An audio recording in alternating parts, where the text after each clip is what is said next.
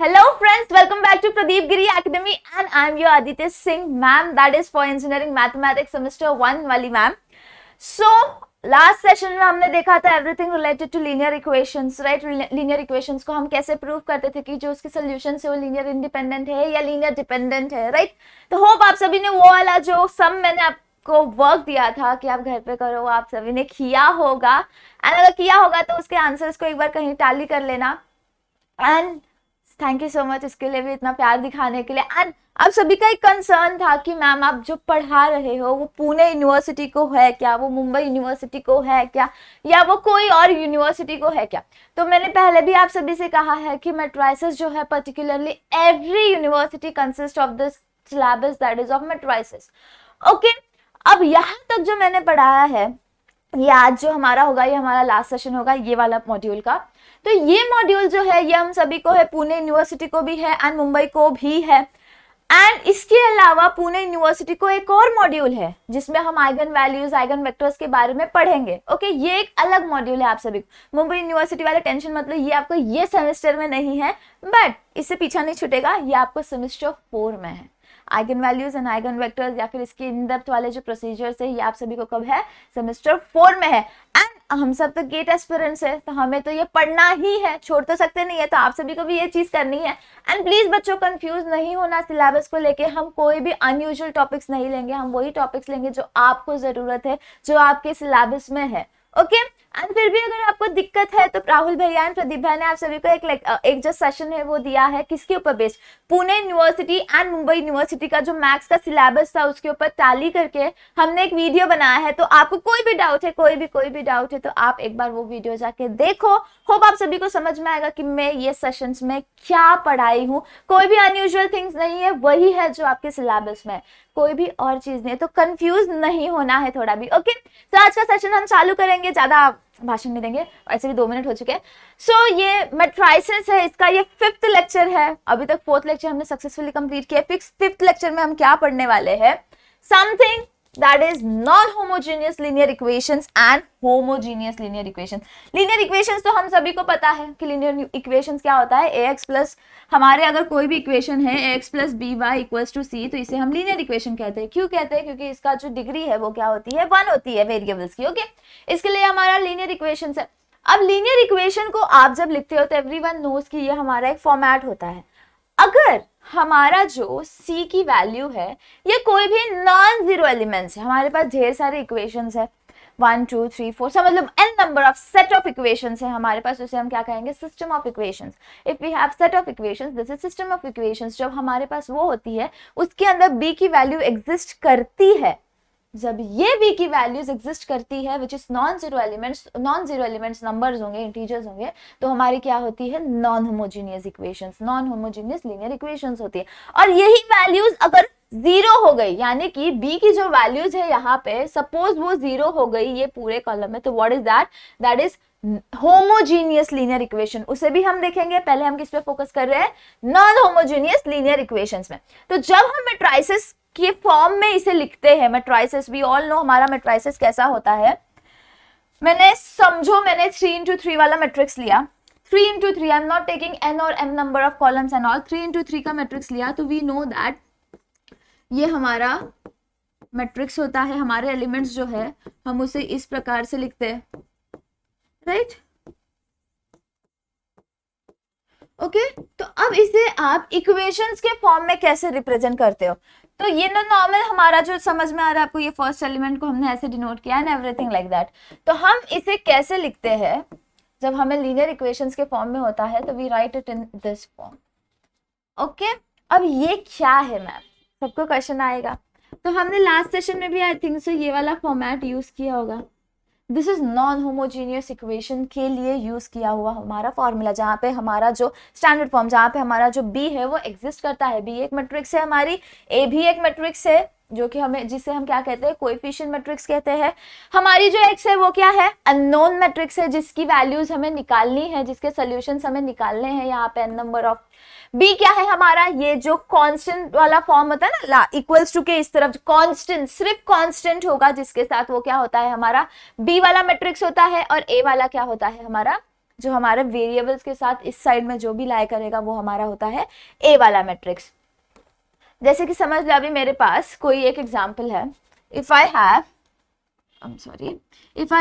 Equation like this, I am taking normally कोई भी equation, अगर मेरे पास ये कोई इक्वेशन है तो अब हम इसे कैसे लिखेंगे, जब हमें इसका मैट्राइसेस में लिखना है, जस्ट आप भी ट्राई करो कि हाँ मैम हम भी लिखते हैं, जस्ट ट्राई टू राइट। तो मैट्राइसेस में आप कैसे लिखोगे इसे, पहले हमने क्या कहा, A X is equals to B लिखने कहा मैंने आपको। अब ए क्या है, हमारे ये सारे जो एलिमेंट्स है वेरिएबल्स के साथ वो हमारा ए है, just go on copying that thing in entire row, that is 2 2 3 2 2 3, next is 2 9 4, next is 4 3 5।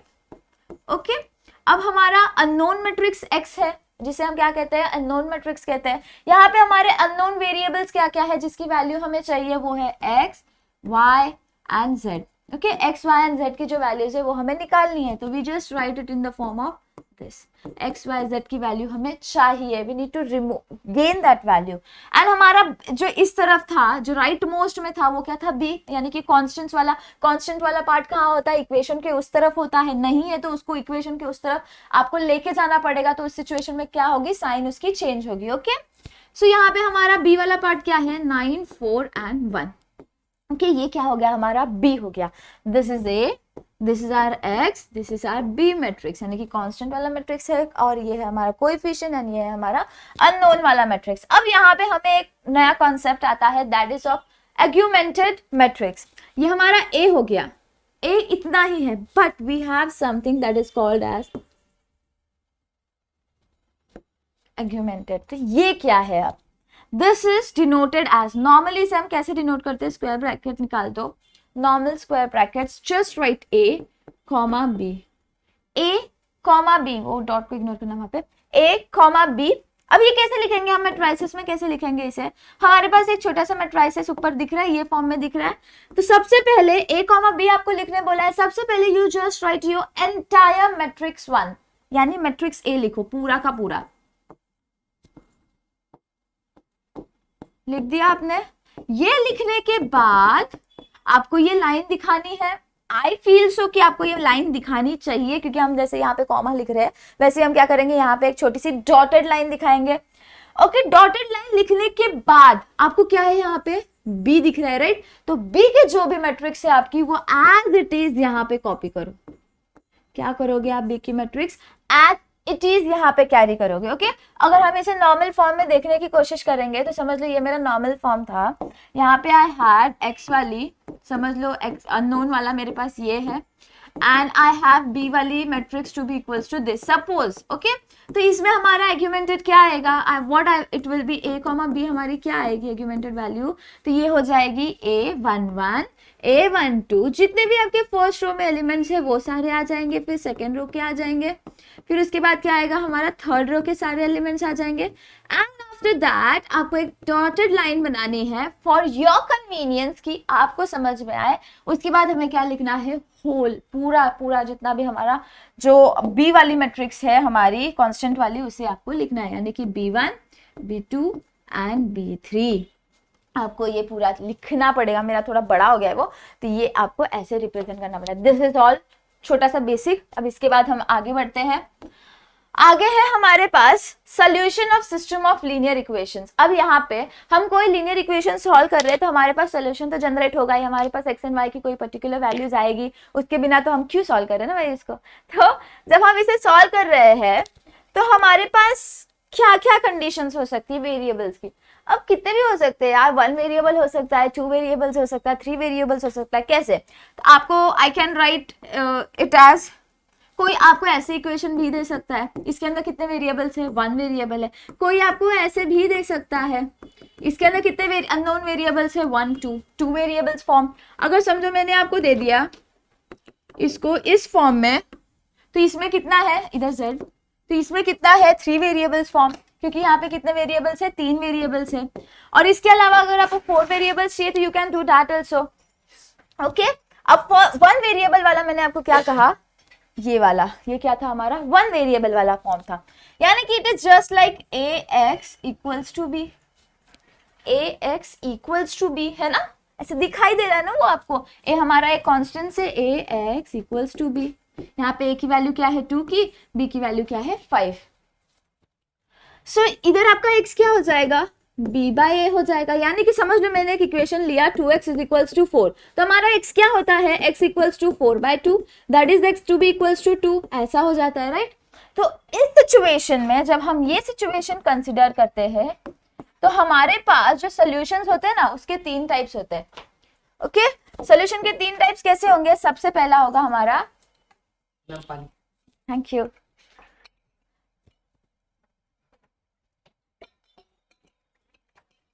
सबसे पहले हमारे पास क्या होगा, एक तो 3 क्राइटेरियाज है, चाहे वो कोई भी हो, 3 वेरिएबल्स हो, 2 वेरिएबल हो या 1 वेरिएबल। सबसे पहला है unique solution, something that has unique value. Next is no solution, यानी कि कोई सोल्यूशन एग्जिस्ट ही नहीं करेगा। Okay, and third one is infinite solution, यानी उसके लिए बहुत सारे सोल्यूशंस हमारे पास होंगे। ओके, अब देखते हैं हम यूनिक सोल्यूशन की कंडीशन कि यूनिक सोल्यूशन कब होता है।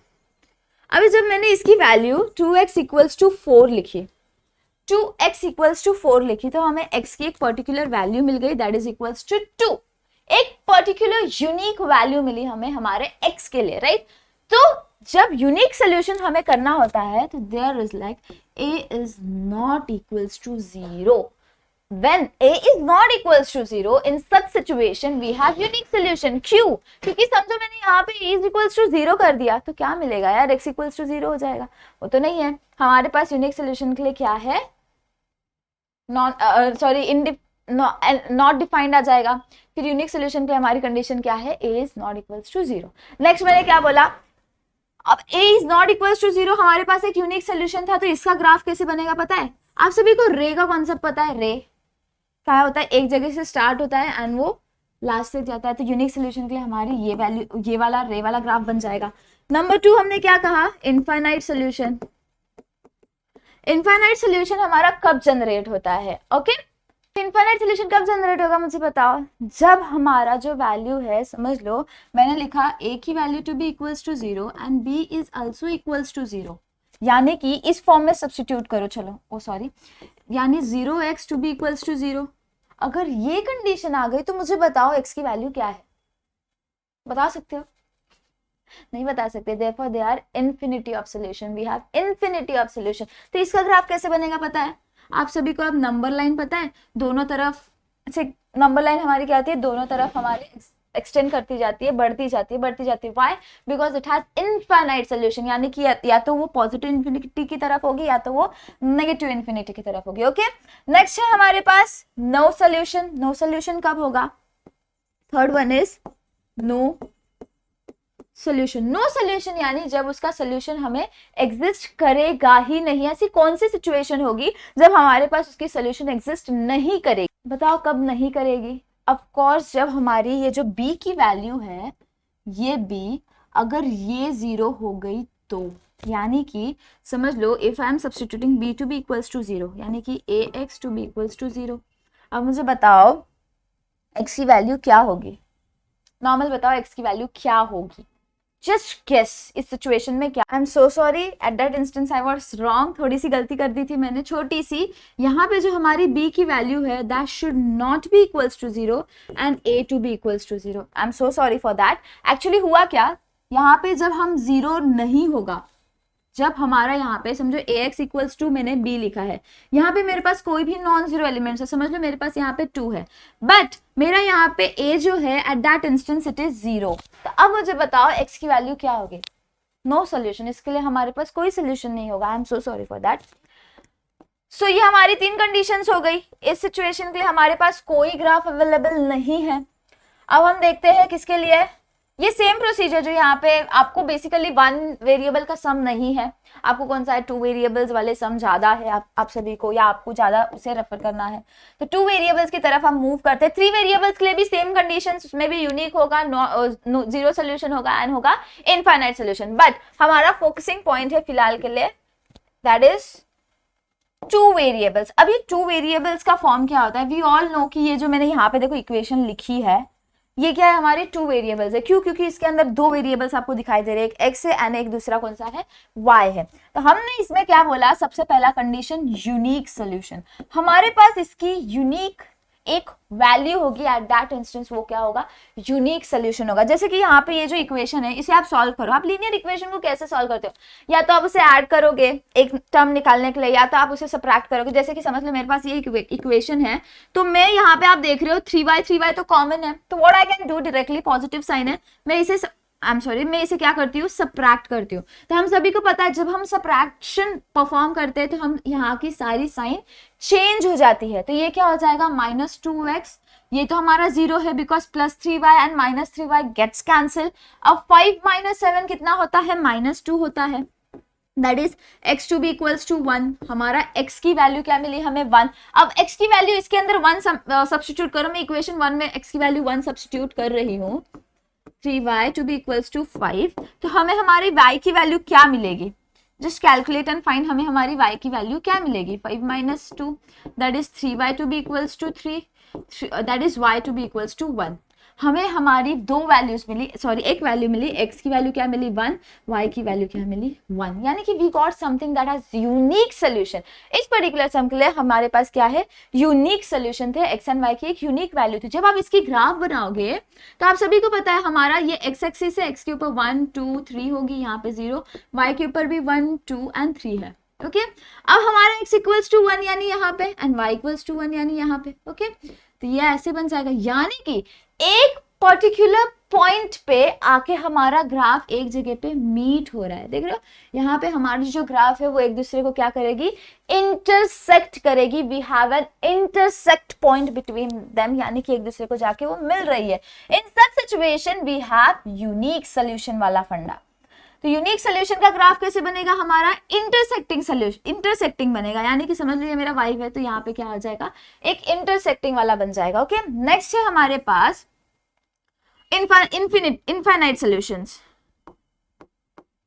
इनफाइनाइट सॉल्यूशन के लिए क्या होगा, समझ लो मेरे पास कोई एक इक्वेशन है, जैसे कि 2x + 3y इक्वल्स टू, समझो 5 है, 2x + 3y इक्वल्स टू 5, ये एक इक्वेशन है। And second equation we have as 2x + 6y to be 4x + 6y to B equals to 0। मेरे पास ये एक इक्वेशन है। अब आप दोनों को देखोगे तो ये दोनों इक्वेशन सेम है। पूछोगे कैसे, जस्ट डिवाइड दिस बाय 2। आप जब इसे डिवाइड करोगे 2 से तो आपको क्या मिलेगा, 2x + 3y to B equals to 5, यानी कि दोनों की जो वैल्यूज थी वो तो सेम हो गई ना, दोनों इक्वेशन एक दूसरे की तरह दिख रहे, सेम है, यानी कि ये दोनों इक्वेशन की जो वैल्यू है वे वेरी करेगी। आप एक बार x की वैल्यू डालो, एक बार x की डालोगे तो y मिलेगा, फिर दूसरी बार अगर y की वैल्यू कुछ और सब्स्टिट्यूट करोगे तो x कुछ और मिलेगा। Okay in such situation we have infinite solution but equation तो सेम है। तो हमारा जो ग्राफ है ना वो कैसा बनता है पता है, समझ लो it will be just like this, या कुछ भी हो सकता है, जस्ट लाइक कुछ भी हो सकता है उसकी वैल्यू। लेकिन ये जो दोनों वैल्यूज होंगे ना, जो दोनों लाइंस होंगे वो कोइंसाइड लाइंस होंगे, यानी कि वो एक दूसरे के अंदर मर्ज नहीं, कोइंसाइड करेंगे एक दूसरे के ऊपर, यानी कि एक दूसरे के ऊपर ही रहेंगे। ओके नेक्स्ट है हमारे पास no solution. Number 3 is no solution, sorry no solution. अब ये नो सोल्यूशन का ग्राफ कैसे बनता है पता है, ऐसे बनता है, वी हैव पैरेलल लाइंस। जब हम नो सोल्यूशन का बनाएंगे what we have parallel lines वाला ग्राफ। क्यों,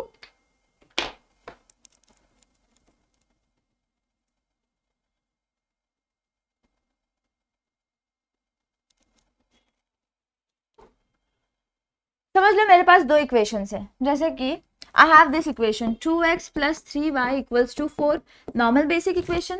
Another equation one more we have 2x + 3y equals to 6. समझो मेरे पास ये दो इक्वेशंस है। अब मुझे बताओ x एंड y की वैल्यू आप कैसे निकाल सकते हो, is it possible to find value of x। अगर आप सब्ट्रैक्ट कर रहे हो ये दोनों टर्म सब्ट्रैक्ट हो जाएंगे, ऐड करके तो मिलेगा नहीं, सब्ट्रैक्ट कर रहे हो तो ये दोनों टर्म सब्ट्रैक्ट हो रहे तो आपको क्या मिलेगा यार, कुछ भी, नथिंग इज इक्वल्स टू -2। ये कोई फॉर्म है, there is no particular answer. अब इसमें देखो अगर आप स्लोप वाला फॉर्मूला क्या होता है हमारा, y equals to mx + c। हमारे पास ये एक इक्वेशन है समझ लो, 2x plus 3y to B equals to 4। अब आप इसे करोगे तो 3y to B equals to minus of 2x plus 4 आ जाएगा, यानी कि हमारा जो इक्वेशन है it will be like this. हमारा स्लोप क्या है यहाँ पे, m इज आवर स्लोप। अब ये स्लोप क्या है हमारा, -2/3 है यहाँ पे। तो हमारा जो स्लोप है वो एक ऐसा आएगा एंड दूसरे के लिए भी स्लोप आएगा, तो वो एक दूसरे को पैरेलल रहेंगे। पैरेलल यानी वो कभी एक दूसरे को इंटरसेक्ट नहीं होंगे। यहाँ पे हमारा इंटरसेक्टिंग था, यहाँ पे हमारा क्या था, कोइंसाइडिंग लाइंस थे, और यहाँ पे क्या था, हमारे पैरेलल लाइंस थे। ओके, तो वैसे ही हम 3D में जब देखते, सॉरी 3 वेरिएबल्स वाला जब देखते हैं तो उसमें भी सेम आता है। एक होता है इनफाइनाइट सोल्यूशन, फिर यूनिक सोल्यूशन होता है, फिर नो सोल्यूशन होता है, एक होता है डबली इनफाइनाइट सोल्यूशन। तो ये सारी चीजें तो आई डोंट थिंक आप सभी को इन डेप्थ है, आपको क्या यूज करना है, बेसिक तो यही यूज करना है। नेक्स्ट, अब हम आगे बढ़ते हैं। होप आप सभी को ये चीज समझ में आई होगी। अब हमारा जो इक्वेशन है ना, या तो वो कंसिस्टेंट हो सकता है या तो वो इनकंसिस्टेंट हो सकता है। अब ये दो टर्म्स क्या है हम देखते हैं। कंडीशंस फॉर कंसिस्टेंसी, कंसिस्टेंट होने के लिए हमारे पास कुछ कंडीशंस है। कौन सी? सबसे पहले the determinant is equals to 0। हमारा जो डिटर्मिनेंट है वो इक्वल्स टू 0 है, तो in such situation it is inconsistent. क्या है वो, इनकंसिस्टेंट है। 0 है मतलब कि वो सिंगुलर मैट्रिक्स है, उसका जो डिटर्मिनेंट आप निकालोगे, चाहे वो 3x3 हो या 2x2 हो, जैसा भी हो, तो आप उसका जब डिटर्मिनेंट निकालोगे तो that is equals to 0, then it is inconsistent. फिर उसके बाद हमने जो अभी जस्ट देखा नॉन होमोजीनियस का फॉर्म क्या था, ax इक्वल्स टू b। अब ये कंसिस्टेंट कब होता है, इनकंसिस्टेंट की कंडीशन तो मिल गया। अब ये कंसिस्टेंट कब होता है, if rank of a is equals to rank of a b, that is argument matrix, जो मैंने कहा था आर्गुमेंटेड फॉर्म। अब यहाँ पे ये जो चीज है ये थोड़ी सी अटपटी लग रही होगी। रैंक ऑफ ए, हमारा रैंक ऑफ ए बी से हम कैसे कंपेयर करेंगे, देखते। उसके लिए हमारे पास बहुत सारे सम्स है। बेसिक सम्स आते हैं, ज्यादा एक्स्ट्राऑर्डिनरी सम्स नहीं आते। इसमें सिर्फ 2 ही प्रकार के आएंगे। सबसे पहला तो होगा आपको सॉल्व करना रहेगा एंड एक्स वाई जेड की वैल्यू, यानी कि अननोन है जो मैट्रिक्स हमारी, उसकी वैल्यू निकालनी पड़ेगी, या फिर वो पर्टिकुलर मैट्रिक्स कब यूनिक सोल्यूशन लेगा, कब पैरेलल लेगा एंड कब नो सोल्यूशन लेगा। बस ये 2 टाइप के क्वेश्चंस आते हैं आपको। इसके ही वैल्यूज बार बार चेंज करके आते हैं, यानी कि जो मेन क्वेश्चन है आपका मैट्रिसेस का इक्वेशन जो है वो चेंज करके आते हैं, इससे ज्यादा और कुछ नहीं। तो अब हम देखेंगे नॉर्मल क्वेश्चन को हम कैसे सॉल्व करेंगे। Consistency in echelon form. अब ये इक्लॉन फॉर्म कर करके हम सब थोड़े बोर हो चुके हैं, बट ये इक्लॉन फॉर्म के ऊपर ही बेस्ड सारी चीजें हैं यहाँ पे। इक्लॉन फॉर्म हम सभी को पता है कि मैट्रिसेस का जो बॉटम मोस्ट रो होता है उसे हम क्या करते हैं, उसे हम 0 करते हैं, मतलब लोअर अपर ट्रायंगुलर मैट्रिक्स के फॉर्म में लाते हैं। सबसे पहले we need to write the given equation. हमारे पास इक्वेशन होता है, समझ लो हमारे 3 इक्वेशन या 4 इक्वेशन, चाहे जितने इक्वेशन आपको दिए होंगे, आपको उसको मैट्रिक्स फॉर्म में लिखना पड़ेगा। आपको आइडेंटिफाई करना पड़ेगा ए मैट्रिक्स क्या है, एक्स मैट्रिक्स क्या है एंड बी मैट्रिक्स क्या है। उसके बाद आप क्या करोगे, you just need to put the values in this equation A X equals to B. ये लिखने के बाद अब हमें पता है हमें इक्लॉन फॉर्म करना है, तो इक्लॉन फॉर्म परफॉर्म करने के लिए we just apply row operations, यानी रो ट्रांसफॉर्मेशन ही आप कर सकते हो। Everything that is R1 R2 R3 के अंदर ही चेंजेस होंगे, इससे ज्यादा आप कुछ नहीं कर सकते। ओके, कॉलम ट्रांसफॉर्मेशन इसमें नहीं आता है। We just use row transformation. Please ये भूलना मत, कोई भी वहां पे कॉलम ट्रांसफॉर्मेशन लगाएगा गलत हो जाएगा। उसके बाद आपको क्या करना है, rewrite the set of equations, rewrite करना पड़ेगा आपको सेट ऑफ इक्वेशंस को। उसके बाद अब कंडीशन चेकिंग प्रोसेस आएगी। अब आपने हर चीज कर दी, आपने इसे सॉल्व कर दिया, इक्लॉन फॉर्म तक सॉल्व कर दिया। अब इक्लॉन फॉर्म में सॉल्व करने के बाद हम सभी को पता है कि रैंक क्या होता है, rank is equals to number of non zero rows. अब आप जब इसे पर्टिकुलर मैट्रिक्स को ट्रांसफॉर्म करते जाओगे इक्लॉन फॉर्म से, तो एंड में आते आते आपको क्या मिलेगा, नंबर ऑफ नॉन जीरो, एक बॉटम मोस्ट 0 हो जाएगा, या नहीं भी 0 हुआ तो उस सिचुएशन में आप क्या करोगे, वो अपर ट्रायंगुलर मैट्रिक्स में चेंज कर रहे हो, राइट। सो इसकी रैंक आपको निकालनी है। Rank is equals to number of non zero rows. Okay, ये तो हम सभी को पता है, बट आपको अब रैंक किसका निकालना है। सबसे पहले तो आपको ए का रैंक निकालना है, ए का जो रैंक है उसको निकालना है। सेकंड आपको निकालना है आर्गुमेंटेड मैट्रिक्स का रैंक निकालना है, यानी कि ए फिर वो डॉट करके आपको बी लिखना पड़ेगा एंड उसका आपको रैंक निकालना पड़ेगा। ये दोनों का रैंक निकाल के हमें रखना तो है नहीं, इसके ऊपर हमें प्रोसेस करना है। हम कोई भी चीज ऐसे ही थोड़ी करते यार, उसके पीछे कुछ रीजन होता है, उसके पीछे बहुत बड़ा रीजन है। यहाँ पे कौन सा रीजन है देखते हैं। अब यहाँ पे हमें आए 2 केसेस, जो फर्स्ट केस है वो आपको ये कहता है कि अगर आपका ये दोनों का रैंक सेम है, यानी कि rank of A is equals to rank of A B, A augmented B. अब ये सारे स्टेप्स ना आपको याद रखने पड़ेंगे, याद नहीं रखते अब जब आप प्रैक्टिस करोगे ना तो आपको धीरे धीरे खुद ही याद हो जाती है वो सारी चीजें। Rank of A to B equals to rank of A B, इस सिचुएशन में it is consistent and have solution. ये कंसिस्टेंट है and they have solution. Solution है, अब कौन सा सॉल्यूशन है, यूनिक है या फिर इनफाइनाइट है, कौन सा है वो देखना पड़ेगा। तो ये कौन सा सॉल्यूशन है, इसके लिए we have another 2 criterias only for this equals to वाला केस। क्या है, सबसे पहले R to B equals to less than N. क्या है मैम ये आर एन, आप बार बार बोलते रहे हो, ये है क्या। Here R is equals to rank of A, mind करना rank of A, A comma B यानी एग्यूमेंटेड का नहीं, here it is rank of A. What is N, N is number of unknowns. आपका जो अननोन मैट्रिक्स है ना x वाला, उसमें कितने नंबर्स है, एक्स वाई जेड है यानी कि 3 अननोन है। अगर x1 x2 x3 x4 है यानी कि आपके पास कितने हैं, 4 अननोन है। तो यहाँ पे हमारा n क्या होता है, नंबर ऑफ अननोन्स। ओके,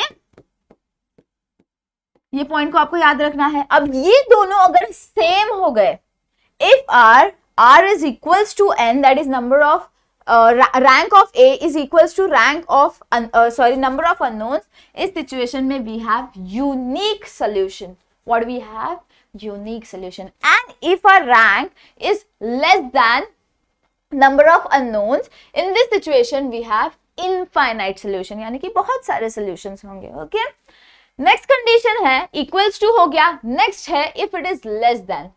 अगर हमारा rank of A is less than rank of augmented matrix, then it has inconsistent and no solution. ये सारे जो स्टेटमेंट्स है ये आपको याद रखने पड़ेंगे। इनकंसिस्टेंट है जब एग्यूमेंटेड मैट्रिक्स की रैंक इज ग्रेटर देन, यानी कि rank of A is less than rank of augmented matrix. In such situation it is inconsistent and have no solution. ये जब ये बार बार आप सुनोगे एंड आप बोलोगे ना, एट दैट इंस्टेंस आपको ये मेमोराइज हो जाएगा या आपको ये थोड़ा सा याद हो जाएगा। ओके, एक बार फिर से रिवाइज करते हैं what you need to do. सबसे पहले आपको मैट्रिक्स लेना है। अभी हम सम की तरफ जाते हैं, ज्यादा टाइम नहीं लेंगे क्योंकि हाफ आवर ऑलरेडी हो चुका है। सबसे पहले आपको क्या करना है, एक मैट्रिक्स लिखनी है। ए मैट्रिक्स लिखने के बाद आपको क्या करना है, ए एक्स इक्वल्स टू बी के फॉर्म में लिखना है। उसके ऊपर रो ट्रांसफॉर्मेशन लगा के आपको इक्लॉन फॉर्म में कन्वर्ट करना है। इक्लॉन फॉर्म में जैसे ही आप कन्वर्ट कर दोगे उसके बाद आपको उसे क्या करना पड़ेगा, रैंक निकालना है। रैंक किसका किसका निकालोगे, ए का रैंक निकालोगे and A comma B that is augmented matrix का आप रैंक निकालोगे। अब ये रैंक को आपको टैली करना है। If rank of A is equals to rank of B, A B, अगर ये इक्वल्स है तो इसके अंदर हमें क्या पता था, या तो वो कंसिस्टेंट है and it have solution. If it have solution तो वो सॉल्यूशन कौन सा है, या तो वो इनफाइनाइट होगा या तो वो यूनिक होगा। तो यूनिक कब होगा, जब rank of A is equals to number of unknowns. जब ये कंडीशन सेटिस्फाई हो जाएगी यानी कि आपके पास यूनिक सॉल्यूशन है। लेकिन अगर rank of A is less then number of unknowns, यानी नंबर ऑफ अननोन्स अगर आपके ज्यादा है एंड रैंक कम है तो इस सिचुएशन में क्या होगा, इनफाइनाइट सॉल्यूशन हो जाएगा। ओके, इसके बाद सेकंड केस क्या थी हमारे पास कि हमारा जो रैंक ऑफ ए है it is less than rank of A B. A comma B यानी कि एग्यूमेंटेड मैट्रिक्स से लेस है अगर रैंक ऑफ ए, तो इसका क्या होगा, it is inconsistent and have no solution. समझ में आया, नॉर्मल छोटा सा एक रिवीजन टाइप था ये, नो सॉल्यूशन का। ये सारी चीज को अब हमें इंप्लीमेंट करना है हमारे सम्स में। बहुत इजी है, इतना कुछ नहीं है, बस आपको ये छोटी छोटी चीजें याद रखनी है। If you want to take screenshot, मुझे कई लोग बोल रहे थे मैम आप थोड़ा सा स्पैन दो स्क्रीनशॉट लेने के लिए, तो ये हमारे स्टेप्स है। क्या होता है ना, जब हम जूम आउट करते हैं ना तो कभी कभी आप सभी को वो विजिबल नहीं है, जैसे कि अभी ये क्लियर हुआ। ये हमारा एक स्टेप्स है जो आपको फॉलो करने हैं, आप सभी को ये पता है। अब नेक्स्ट आगे की तरफ बढ़ते हैं। यही स्टेप्स को हमें यूज करना है, इससे ज्यादा और कुछ नहीं है। आपको दिया है सॉल्व द गिवन इक्वेशन। ये क्वेश्चन मैंने आधा ही लिखा है, सॉल्व लिख दिया है बस। इसमें आपको क्या करना था पता है, इन्होंने कहा था टेस्ट द कंसिस्टेंसी। आपको कंसिस्टेंसी चेक करनी है कि ये कंसिस्टेंट है या इनकंसिस्टेंट है। तो ये करने के लिए हमने जस्ट अभी जो स्टेप्स किए उसे फॉलो करना पड़ेगा। अगर आपको, अब एक चीज बताती हूँ, अगर आपको क्वेश्चन दिया है और सारी इक्वेशंस ना ऐसे दिए, ऐसे इस फॉर्म में दिए ना, समझ लो ये 4 इक्वेशन है, अगर आपको इस फॉर्म में लिए बेटर है फॉर वेरी कन्वीनियंस। आप क्या करो ना, इसे जैसे मैंने लिखा है, देखो यहाँ पे एक के नीचे एक, 3 इक्वेशन है तो एक के नीचे एक लिखा है, प्लीज ऐसे लिखो, please please please do this thing. Time जाएगा 1 second 30 second, sorry 30 second 35 second जाएंगे, इससे ज्यादा नहीं जाएगा, बट ये लिखो, आपको हेल्प हो जाएगी। अब हमें क्या करना है, इनिशियल स्टेज पे हो आप सब, इसके लिए मैं एक सेपरेट एक स्टेप कर रही हूँ, शायद आपको चाहिए तो आप नहीं भी कर सकते हो। 1 2 3 1 4 9 ये हमारा ए मैट्रिक्स है, यानी वेरिएबल के साथ जितने भी है कोएफिशिएंट्स। एक्स हमारे पास क्या है, हमें एक्स क्या क्या निकालना है, एक्स वाई एंड जेड। हमारी अननोन मैट्रिक्स क्या है, ये कैपिटल एक्स है, ओके अननोन मैट्रिक्स है। फिर उसके बाद हमारा बी क्या है, बी हमारा राइट मोस्ट जितने भी कॉन्स्टेंट्स होते हैं वो हमारा बी होता है। यहाँ पे क्या है 3 4 एंड 6। अब हमें पता है नॉन होमोजेनियस के लिए क्या होता है condition, ax to B equals to B. Substitute करो वैल्यूज की 1 1 1 1 1 2 3 4 9। x क्या है, x y z। b क्या है हमारा 3 4 6। अब आप जब रो ट्रांसफॉर्मेशन लगाओगे ना तो b पे भी अप्लाई होगा, वो मत भूलना।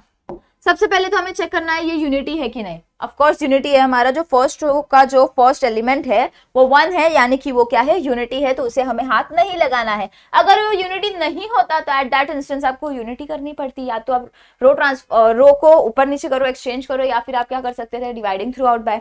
ओके, तो यहाँ पे तो हमारे पास ऑलरेडी वो यूनिटी है, तो अब हमें क्या करना है, हमें पता है ना वो 1 0 0 वाले फॉर्म में होता है हमारा, तो हमें इसको 0 करना है, तो रो 2 एंड रो 3 में चेंजेस करने हैं। किसके रिस्पेक्ट में करोगे, रो 1 के रिस्पेक्ट में करनी है। क्या करोगे ऐसा कि ये दोनों एलिमेंट 0 हो जाएंगे सिंपली। अब इतना कर चुके हो, सम तो इतना आएगा, r2 - r1 and r3 - r1 करोगे तो 0 हो जाएगा। क्यों, 1 - 1 0 होता है एंड ये भी 1 - 1 0 होता है। बस इतना सा करना है। अब ये सारी ये चीजों को हमें नेक्स्ट स्टेप में लिखना है, क्या आपने परफॉर्म किया। रो 1 जो है उसमें हमारा कोई चेंजेस नहीं है, इसमें भी हमारे कोई चेंजेस नहीं आएंगे, गलती से भी करना मत। 3 ओके। अब हमारे चेंजेस क्या आएंगे, ये 4 एलिमेंट्स में एंड ये 2 एलिमेंट्स में। ओके, नेक्स्ट क्या करना है आपको, r2 - r1, 2 - 1 1, 3 - 2 3 - 1 2, 4 - 1 is 3 and 9 - 1 is 8। I'm sorry 8। यहाँ पे क्या है, 4 - 3 1, 6 - 3 3।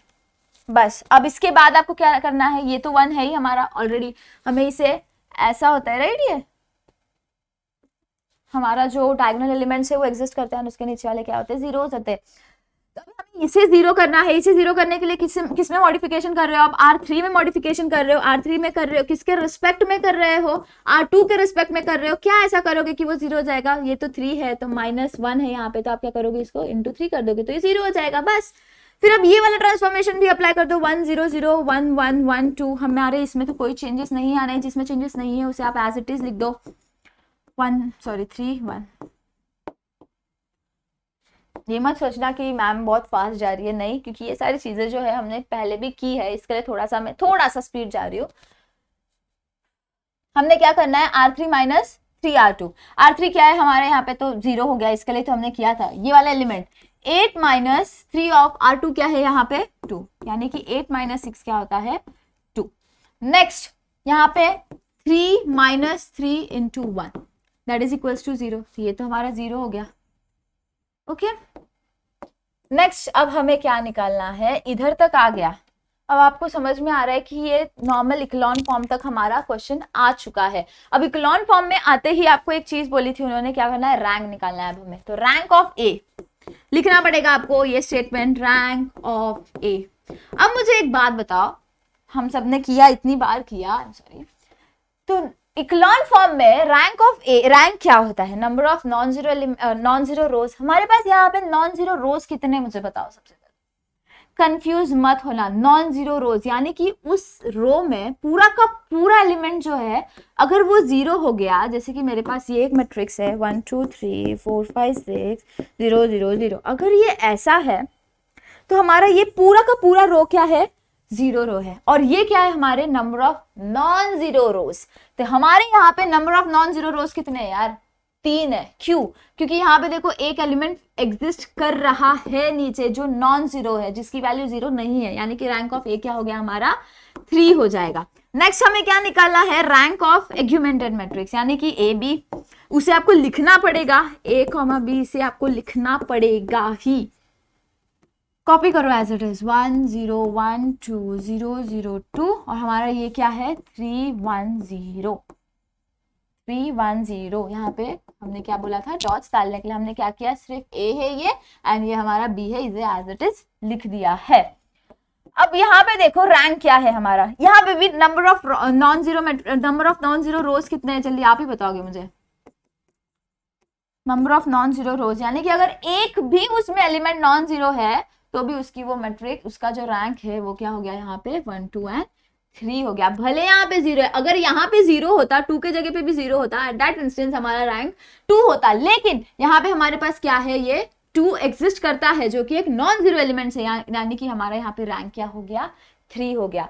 Indirectly it is showing that number 1 and number 2 is showing us that rank of A is equals to rank of AB। आपको ये स्टेटमेंट लिखना पड़ेगा, rank of A is equals to rank of AB, ये लिखा। अब जब ये condition satisfy हो रही थी, यानी कि हमें पता है अगर ये सेंटेंस सेटिस्फाई हो गई, यानी कि the equations are consistent and have solution। Solution कैसे थे, सोल्यूशन 2 थे, एक इनफाइनाइट वाला कंडीशन था एंड एक यूनिक वाला कंडीशन था। यहाँ पे हमारा कौन सा आएगा, सबसे पहले आपको क्या लिखना पड़ेगा, रैंक ऑफ ए, क्या टैली करना था, आर एन एन टैली करना था। रैंक ऑफ ए क्या है हमारा 3 है, ऊपर से हमें पता चला rank of A is 3। Number of unknowns कितने हैं आपके, नंबर ऑफ अननोन्स कितने हैं, x y z, 3 number of unknowns थे हमारे पास, एक्स वाई एंड जेड, यानी कि ये भी 3 हो गया। अब मुझे बताओ ये 3 3 हो गया, यानी कि r is equals to n, r की वैल्यू इज 3 एंड एन की वैल्यू भी 3 है, यानी ये दोनों भी सेम हो गए। In such situation we have the solution of the equation to be as unique solution.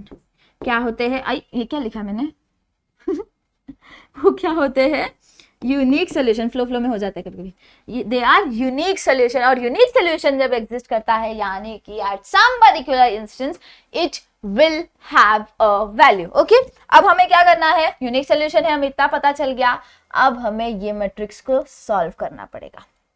चलो क्या आएगा, ये इसे इक्वेशन फॉर्म में लिखोगे तो क्या आएगा, x plus y plus z to B equals to 3। Next क्या होगा, y प्लस 2z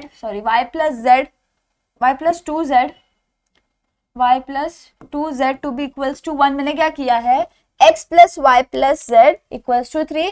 x वाला टर्म तो यहाँ पे 0 था तो वो तो नहीं आएगा, if you want to write you can write 0x, y 1y plus 2z equals to 1, यहाँ पे क्या आएगा, नेक्स्ट है हमारे पास 2z to B equals to 0।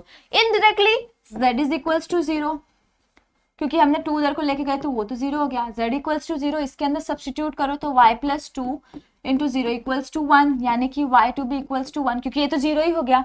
y की वैल्यू क्या हमें मिली, 1 मिली।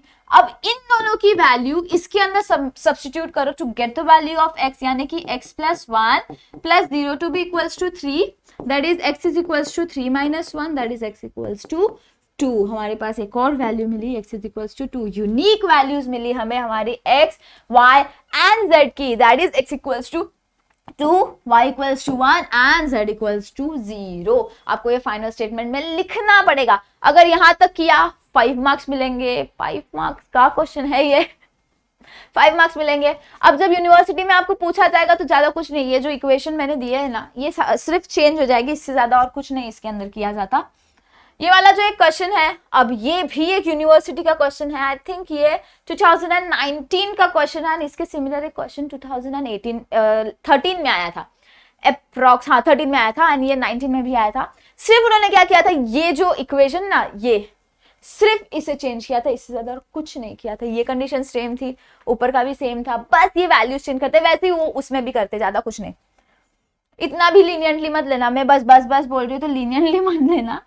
इक्वेशन जो चेंज होके आते हैं वो कंपैरेटिवली टफ होते हैं, क्योंकि ना कैलकुलेशन पार्ट इसके अंदर एक छोटा सा 1 के जगह पे गलती से 7 दिख गया या 2 के जगह पे 4 दिख गया, मेरा जो 2 है वो कभी कभी कुछ अलग ही हो जाता है। तो ये सिचुएशन में घाई में मैट्रिसेस गलत हो जाता है। एंड डायरेक्टली मैम को ना आपके ये देने में 1 सेकंड भी नहीं लगता है, लिटरली 1 सेकंड नहीं लगेगा, and she will just give you अ बड़ा सा अंडा, मतलब कि 0, this which is not good. तो इसके लिए जब हम यूनिवर्सिटी के एग्जाम में थे तो कभी कभी एक तो लेंदी होते हैं क्वेश्चन, 5 मार्क के लिए है और इतने लेंदी है, और ऊपर से रिक्स भी होता है, तो कोई कोई बच्चे क्या करते हैं, बीइंग एट सेफर साइड, इसको मतलब लास्ट में ऑप्शन वाले जो पेपर हम करते हैं ना, लास्ट में जब हमारे पास कुछ मिनट बच जाए, उस सिचुएशन में इस क्वेश्चन को सॉल्व करते हैं कि सही हुआ तो मार्क्स मिल जाएगा, गलत हुआ तो कट जाएगा, तो भी फर्क नहीं पड़ेगा क्योंकि हमने इसका सब्स्टिट्यूट सॉल्व करके रखा है।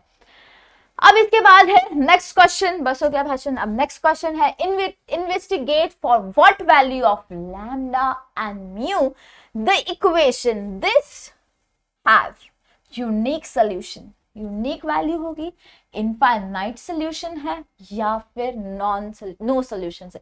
ये सारी चीजों के लिए वो जो मैंने एक बताया था ना, कब रैंक, कब हम जैसे हम कंपेयर करते थे, वो चीज बहुत बहुत बहुत जरूरी है। अगर आपने वो कंडीशंस को याद नहीं रखा, भूल गए थोड़ा सा भी, ये क्वेश्चन आपसे सॉल्व नहीं होगा। आई थिंक 8 मार्क का क्वेश्चन है, ज्यादा कुछ नहीं। वापस अगर ये वर्टिकली दिया था, बुक जो मैंने रेफर की उसमें तो वर्टिकली दिया था, और हॉरिजॉन्टली दिया था, सॉरी, उसको मैंने वर्टिकली लिखा है, आप भी वर्टिकली लिखो वापस एक बार। अब यहाँ पे देखो, आपको इसका मैट्रिक्स लिखना है, a to B equals to क्या आएगा, 1 1 1, फिर 1 2 3। यहाँ पे देखो मैंने क्या उठाया है वैल्यूज, कोएफिशिएंट्स जो हमारे x के साथ है ना, वो हमने उठाया। आपको दिख रहा है, डॉट दिख रहे होंगे, आई थिंक सो। फिर 1 2 एंड लैम्डा। देखो यहाँ पे एक वैल्यू की वजह से हमारा क्वेश्चन थोड़ा सा इश्यू देगा हमें। फिर हमारे पास नेक्स्ट क्या है, x, यानी कि अननोन मैट्रिक्स क्या है हमारे पास, x y एंड z। उसके बाद b वाला हम लिखते हैं, b क्या है यहाँ पे, 6 10 एंड म्यू। म्यू देखो दो अननोन यहाँ पे है और एक यहाँ पे है, आपको इनकी वैल्यूज से प्रेडिक्ट करते जानी है और कुछ नहीं। चलो नेक्स्ट स्टेप क्या था हमारे पास, if you want you can write this step, if you are excellent just go and jump on this step पर, दिस स्टेप। चलो लिखो 1 1 1 1 1 1 1 2 3 1 2 lambda, what is happening, to be equals to, sorry, x क्या है हमारा, x y z। sometimes it happens with technical issues, क्योंकि हम बहुत ज्यादा फास्ट लिख रहे हैं ना उसके ऊपर। वापस हमने रफ करे 1 1 1 1 2 3 1 2 lambda। What is our x, x, y and z? What is our b, to be equals to 6 10 and mu? Let us solve. हमारा फर्स्ट कंसर्न क्या था, यूनिटी होनी चाहिए। यूनिटी तो हमें यहाँ पे दिख रही है, फर्स्ट एलिमेंट फर्स्ट का क्या है, वो 0 है, 1 है, तो उसको हमें हाथ नहीं लगाना है। अब हमें क्या करना है, इसे 0 करना पड़ेगा। इसे 0 करने के लिए हम क्या करेंगे, R2 में रो ट्रांसफॉर्मेशन लगा रहे हैं, R3 में लगा रहे हैं। क्या ऐसा करोगे यहाँ पे विथ रिस्पेक्ट टू R1 कि आपको आंसर क्या आएगा, 0 आएगा। Just simply R2 minus R1 and R3 minus R1 आपको करना है। अब आप जब ये करोगे तो इसकी वैल्यूज जस्ट जैसे कि फर्स्ट रो है हमारा, जो वैल्यूज चेंज नहीं होती है, I prefer to write it first. इसे तो हमने 0 कर दिया है। R2 माइनस R1 यानी कि 2 minus 1 1, 3 minus 1 2, 2 minus 1 1, lambda minus 1। क्या आएगा, लैम्डा माइनस 1, लैम्डा माइनस 1। ध्यान देना हमने क्या किया है यहाँ पे, लैम्डा माइनस 1। नेक्स्ट 10 माइनस 6 क्या होता है, 4, म्यू माइनस 6 आएगा फिर उसके बाद, क्योंकि हमने क्या किया, R3 माइनस R1 किया है। अब नेक्स्ट क्या था हमारे पास, हमें अब क्या करना है, we have just transform it into the form 1 0 0। अब हमें इसे 0 करना है। ये तो हमें देखो यहाँ पे ऑलरेडी 1 है, तो हम उसे हाथ नहीं लगाएंगे। हम क्या करेंगे, अब R3 में चेंजेस करना है, क्योंकि हम डायगोनल एलिमेंट्स के नीचे वाले जितने भी है उसे 0 करने की कोशिश करें, तो इसे 0 करने के लिए हमें R3 में चेंजेस करने पड़ेंगे। कैसे चेंजेस, R3 किसके रिस्पेक्ट में कर रहे हो आप, R2 के रिस्पेक्ट में कर रहे हो। क्या ऐसा करोगे कि आंसर 0 आएगा, R3 माइनस R2 करोगे तो आंसर 0 आएगा। चलो अब वो अप्लाई करो, यहाँ पे आप अप्लाई करो, तब तक मैं थोड़ा सा पानी पी लेती हूँ।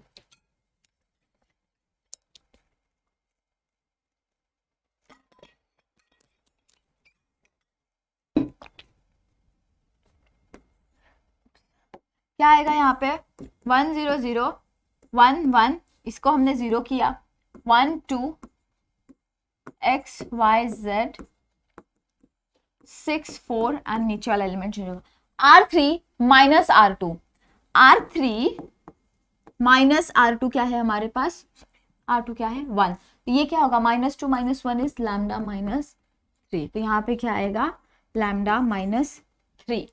नेक्स्ट क्या है R3 म्यू -6 माइनस R2 की वैल्यू क्या है 4, तो ये क्या हो जाएगा -6 - 4 इज म्यू -10, यहाँ पे क्या आएगा म्यू -10। अब आगे चलते हैं, ये 0 हो गया।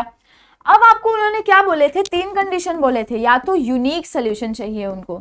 यूनिक सोल्यूशन के लिए हमारी कंडीशन क्या थी, जब हमें यूनिक सोल्यूशन चाहिए था एट दैट इंस्टेंस हमारा जो रैंक ऑफ ए है should be equals to rank of augmented matrix. हमारा जो एग्यूमेंटेड मैट्रिक्स है उसे मैं यहाँ पे लिख देती हूँ, वो भी इफ यू वांट आप लिखो, बट हम हमारे कन्वीनियंस के हिसाब से जा रहे हैं तो हम उसे भी लिखते हैं 6 4 म्यू -10, ये हमारी हो गई एग्यूमेंटेड मैट्रिक्स। तो जब हम यूनिक सोल्यूशन को कंसीडर करते हैं at that instance we need to remember rank of A has to B equals to rank of augmented matrix that is A B. तो इस सिचुएशन के लिए आपको यहाँ पे अगर इसका रैंक क्या आपको मिल रहा है 3, तो इसकी भी रैंक 3 होनी चाहिए, राइट। अगर इसकी रैंक 3 से कम हो गई तो वो तो इनवैलिड हो जाएगा हमारे यूनिक के लिए। तो यूनिक सेज दैट अगर इसकी वैल्यू 3, इसकी रैंक की वैल्यू 3 है तो ये भी 3 होनी चाहिए। तो ये 3 कब होगी यार, जब अगर हमारा lambda -3 is not equals to 0, lambda -3 is not equals to 0, अगर ये 0 हो गया, समझो ये सॉरी ये 0 हो गया यानी कि लैम्डा की वैल्यू 3 हो गई, यानी ये 0 हो गया यानी कि हमारा रैंक ऑफ ए क्या हो जाएगा 2 हो जाएगा, रैंक ऑफ बी क्या हो जाएगा, रैंक ऑफ ए बी क्या हो जाएगा 3 है। This is not the valid condition, हमारा रैंक ऑफ ए यहाँ पे less than rank of A B हो रहा है। This is not good, this is not the right condition for our unique solution, यानी कि lambda is not equals to 3। हमने यहाँ पे 3 को शिफ्ट किया, क्या एक स्टेप है वो, यानी कि lambda is not equals to 3। If lambda is not equals to 3 then we have unique solution. आपको क्या उन्होंने पूछा था, you need to find out at which situations they possess unique solution, unique infinite solution and no solution. तो हमारा unique solution कब होगा, जब हमारा लैम्डा की value should not be equals to 3। 3 को छोड़ के वो कुछ भी हो सकती है तो वो एग्जिस्ट करेगा। फिर उसके बाद नेक्स्ट क्या है, उन्होंने बोला इनफाइनाइट सोल्यूशन। इनफाइनाइट सोल्यूशन की क्या कंडीशन थी याद करो, जस्ट याद करो। इनफाइनाइट कंडीशन की सबसे पहला था, just close your eyes and rememberise, infinite solution हमें कब चाहिए था, जब सबसे पहले rank of A to B equals to rank of A B होना चाहिए था। इसके अंदर एक कंडीशन थी कि जो रैंक ऑफ ए है should be less then number of unknowns, यानी कि हमारे पास रैंक ऑफ ए क्या है यहाँ पे 3 है समझो, एंड हमारे पास जो नंबर ऑफ अननोन्स क्या है 3 है। तो हमें यहाँ पे इन्होंने क्या बोला है, ये दोनों सेम हो गए तब तो ये गलत हो जाएगा, बट हमें क्या चाहिए, इस r की वैल्यू कम होनी चाहिए। इनफाइनाइट सोल्यूशन का जो कंडीशन है वो क्या है, r should be less then n, यानी कि 3 है ये वैल्यू हम चेंज नहीं कर सकते। We can not touch the value of number of unknowns because वो फिक्स है। आपको कितनी दी गई है 3, x y एंड z, वो 3 ऑलरेडी आपको दी हुई है। आपको क्या करना पड़ेगा, फिर हमें हमारे चेंजेस कहाँ मिलेंगे, r में चेंजेस मिलेंगे। कैसे चेंजेस मिलेंगे, अगर आपने लैम्डा की वैल्यू इज इक्वल्स टू 3 कर दी, अगर आपने लैम्डा की वैल्यू 3 कर दी तो ये 0 हो जाएगा। If our lambda -3 is equals to 0, अगर ये 0 हो गया तो हमारी रैंक ऑफ ए क्या हो जाएगी यार, अगर समझो ये वाला जो पूरा पोर्शन है हमारा ये 0 हो गया तो रैंक ऑफ ए क्या है 2 हो गया ना रैंक ऑफ ए, बिकॉज ये पूरा हमारा जो रो था वो तो कैंसिल हो गया। Rank of A non zero rows कितने हो गए 2 हो गए, and 2 is always less than 3, condition satisfy हो गई।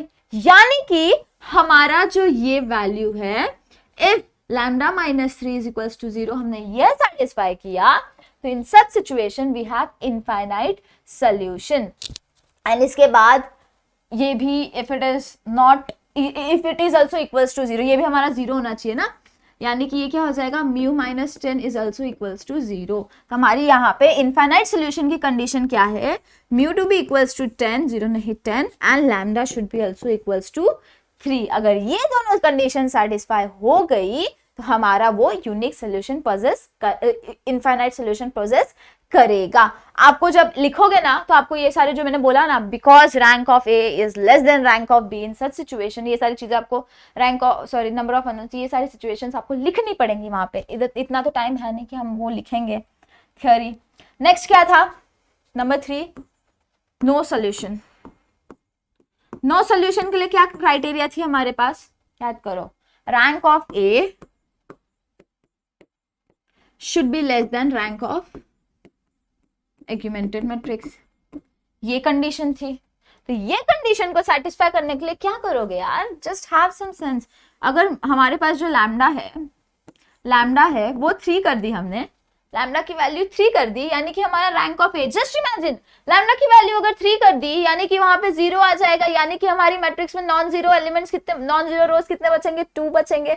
तो जब नॉन जीरो रोज 2 हो गया तो रैंक क्या हो जाएगा इस सिचुएशन में, 2 हो गया। एंड अगर हमने कंडीशन लिखी mu to be not equals to 10, अगर हमारा म्यू जो था वो नॉट इक्वल्स टू 10 है, तो उस सिचुएशन में यहाँ पे तो एक नंबर एग्जिस्ट करेगा, एंड अगर यहाँ पे एक नंबर एग्जिस्ट करेगा यानी कि रैंक ऑफ एग्यूमेंटेड मैट्रिक्स कितनी हो जाएगी, 3, because number of non zero rows कितने हैं हमारे पास, 3, and 2 is always less than 3। In such situation we have no solutions, यानी कि if lambda is equals to 3, if lambda is equals to 3 and mu is not equals to 10, then we possess no solution।